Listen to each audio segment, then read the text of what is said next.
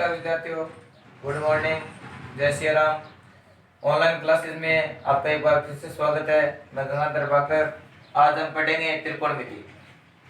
त्रिकोणमिति आपकी कक्षा के 3 चैप्टर हैं, 6वां, 7वां और 8वां। त्रिकोणमिति होती क्या है, सबसे पहले ये पढ़ेंगे त्रिकोणमिति के कौन से महत्वपूर्ण फॉर्मूले होते हैं। फिर उसके बाद पढ़ेंगे त्रिकोणमिति कैसे काम में ली जाती है और कौन कौन से क्वेश्चन त्रिकोणमिति के परीक्षा में पूछे जाते हैं। सबसे पहले देखो, त्रिकोणमिति कुल हमारे बोर्ड परीक्षा में आती है 11 नंबर की। कितने नंबर की आती है? 11 नंबर। कैसे करेंगे सॉल्यूशन, देखिए। सबसे पहले त्रिकोणमिति को स्टार्टिंग कर रहे हैं। त्रिकोणमिति होती क्या है? नॉर्मल हम परिभाषा ये लेते हैं त्रिकोणमिति की कि तीन भुजाओं से घिरी हुई बंद आकृति त्रिभुज होती है और त्रिभुज के भुजा व कोणों में संबंध बताना त्रिकोणमिति कहलाता है। देखो, त्रि मतलब तीन, कोण और मिति होती है आकृति। अब कोण क्या होते हैं? देखो, जब दो रेखाओं का प्रारंभिक बिंदु एक ही हो, एक ही बिंदु से प्रारंभ हो रही दो रेखाएं या दो किरणों का प्रारंभिक बिंदु एक ही हो, तो उनके मध्य का जो झुकाव होता है वो क्या कहलाता है? कोण कहलाता है। और कोण को यहाँ पे हम लिखेंगे थीटा संबंध से। किससे? थीटा संबंध से। अब देखो, त्रिकोणमिति यानी तीन भुजाओं से घिरी हुई बंद आकृति के भुजा व कोणों में संबंध बताना त्रिकोणमिति कहलाता है।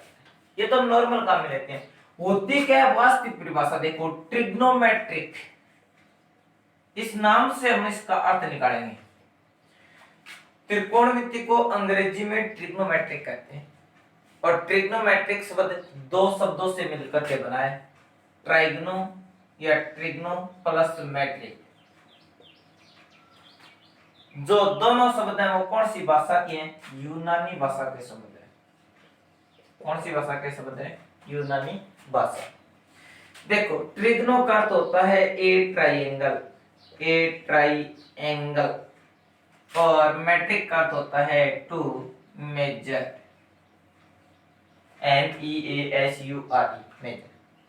ए ट्राइंगल यानी एक त्रिभुज, टू को और मेजर मापना, एक त्रिभुज को मापने का विज्ञान क्या कहलाता है? त्रिकोणमिति कहलाता है। तो आज से त्रिकोणमिति की परिभाषा ये बताओगे कि त्रिकोणमिति शब्द अंग्रेजी भाषा के ट्रिग्नोमेट्रिक,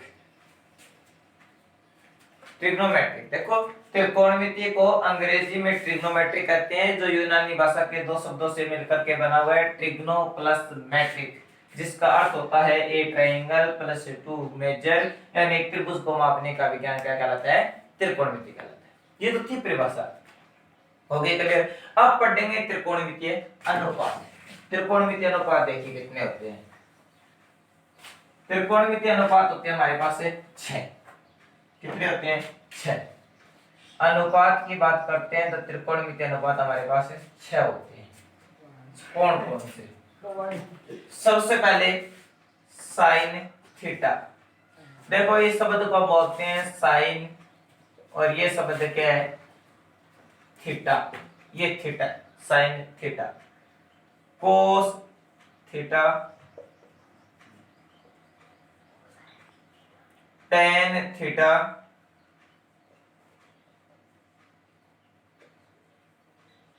ये होता है कोट थीटा और सेक थीटा, और इसको बोलते हैं कोसेक थीटा। अब देखिए इनके हिंदी में नाम, इसको बोलते हैं ज्या, इसको बोलते हैं कोज्या, इसको बोलते हैं स्पर्शज्या, इसको बोलते हैं कोटि स्पर्शज्या, इसको बोलते हैं कोटि कोज्या, और इसको बोलते हैं कोटिज्या, कोटिज्या।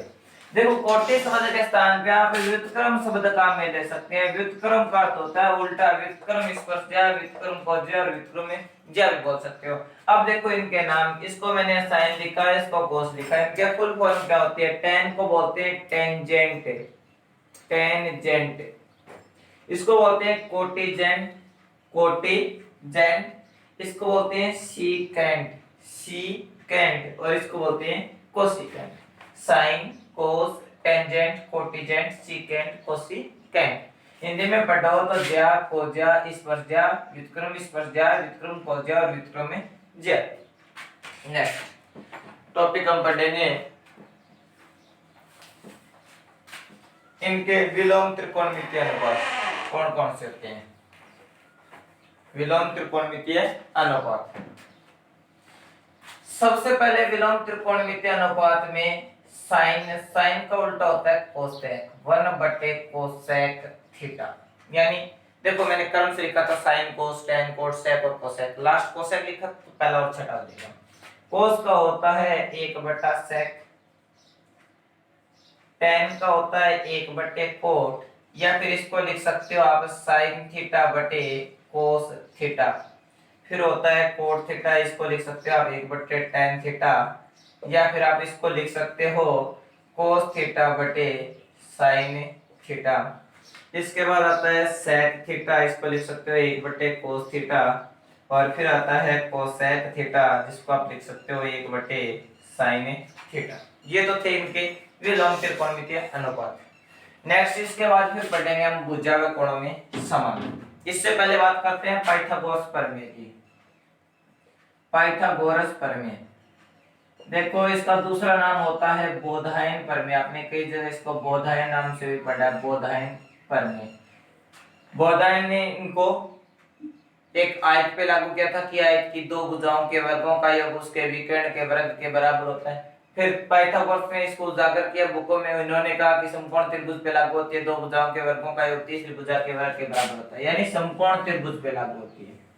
देखो ये 90 डिग्री का कोण है और 90 डिग्री के जस्ट सामने वाली भुजा आपकी होती है कारण के, और जो न्यून कोण ले रहे हो थीटा उसके जस्ट सामने वाली भुजा होती है आपकी लंब, और बचा हुआ क्या होता है आपका आधार।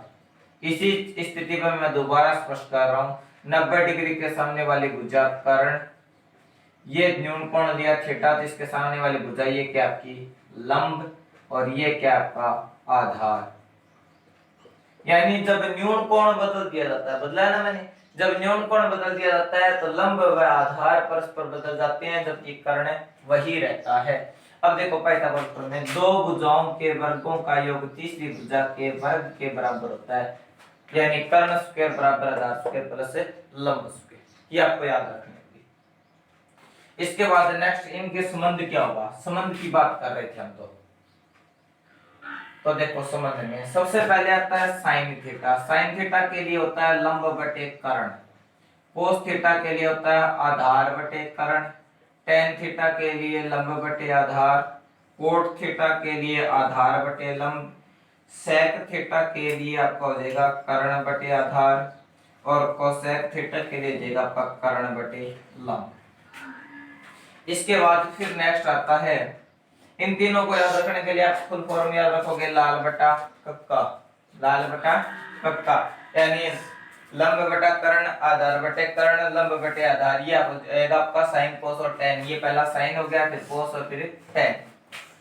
इस आधार पे आपका ये हो गया भुजा व कोणों में संबंध। अब नेक्स्ट टॉपिक करेंगे, हमें सारणी बनानी सीखेंगे। सारणी, त्रिकोणमितीय सारणी कैसे बनती है, आपको सारणी छठे लेसन में याद रखनी पड़ेगी। छठा लेसन आप तभी कर सकते हो, छठा और आठवां दो लेसन ऐसे हैं जिसमें आपको सारणी याद है तभी होंगी। तो सबसे पहले देखो यहाँ पे लिखे हैं हम थीटा, थीटा लिखा, सबसे पहले यहाँ पे लेके चलो साइन थीटा, फिर कोस थीटा, फिर टेन थीटा, फिर कोट थीटा, फिर सेक थीटा और कोसेक थीटा। ये हमारे पास 6 के 6 त्रिकोणमितीय अनुपात आ गए। इधर लिखो 0, फिर लिखेंगे 30 डिग्री, फिर लिखेंगे 45 डिग्री, फिर लिखेंगे 60 डिग्री और फिर लिखेंगे 90 डिग्री। हो गया अंतर क्लियर। अब देखो ये इतना सारणी का ढांचा वो आप लोगों को याद रखना ही पड़ेगा। अब करने का तरीका देखो, मैं एक बार है ना साइन जो इसकी प्रक्रिया ऊपर करने वाले वो नीचे वकोस के स्थान पे करके दिखा रहा हूँ। इसके ऊपर जस्ट लिख लो 0, यहाँ पे 1, यहाँ पे 2, 3 और 4, कंटिन्यू लिखो 4 तक, 0 से लेकर के 4 तक। अंतिम अंक क्या आया 4, 4 का दे दो भाग,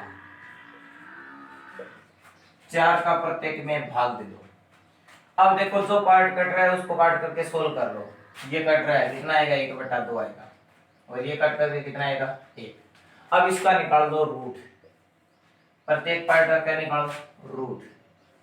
देखो 0 का रूट होता है 0, यहाँ पे लिख दो 0। 1 का रूट 1 होता है, 4 का होता है 2, तो 1/2। इसका होता है 1 और इसका होता है √2, तो √2 रह जाएगा। √3 सोल्व नहीं होता तो √3/2, और ये क्या हो गया 1। देखो साइन की वैल्यू आ गई 0 की 0 हो जाएगी, 1 का 1, 4 का 2 हो जाएगा। 1 का 1 √2 सोल्व नहीं होता तो √2 लिखेंगे, √3 सोल्व नहीं होता तो √3, 4 का हो जाएगा 2 और 1 का 1। ये हमने मान किसका निकाला, साइन के लिए निकाला। अब बात करेंगे कोस की।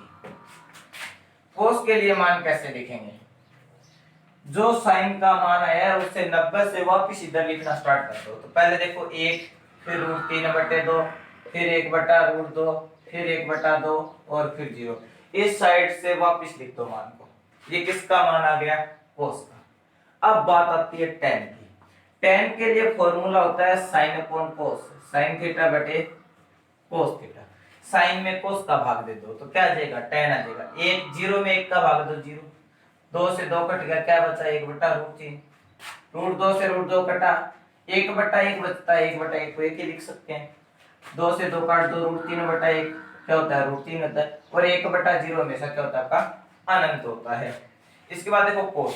कोट किसका उल्टा होता है, कोट होता है tan का उल्टा। वापस लिखना स्टार्ट कर दो, अनंत √3 1 1/√3 और 0। अब देखो सेक की बात करेंगे। सेक होता है कोस का उल्टा, 1/1 है, इसका उल्टा करो क्या आएगा 1। 2 को ऊपर ले जाओ, √3 को नीचे, यानी इसको पलट दो तो 2/√3। इसको पलटो तो √2/1, √2 हो जाएगा। ये 2, ये 0/1 क्या है 0/1, पलटोगे तो क्या बनेगा 1/0, और 1/0 का क्या होता है अनंत होता है। वापिस लिख दो, अनंत 2 √2 2/√3 और 1। ये हो गया आपकी त्रिकोणमितीय सारणी। आज आप सारणी याद करोगे, कल नेक्स्ट पढ़ेंगे सर्वसमीकाएं, और सर्वसमीकाओं के जस्ट बाद प्रश्नावली 6.1 स्टार्टिंग करेंगे।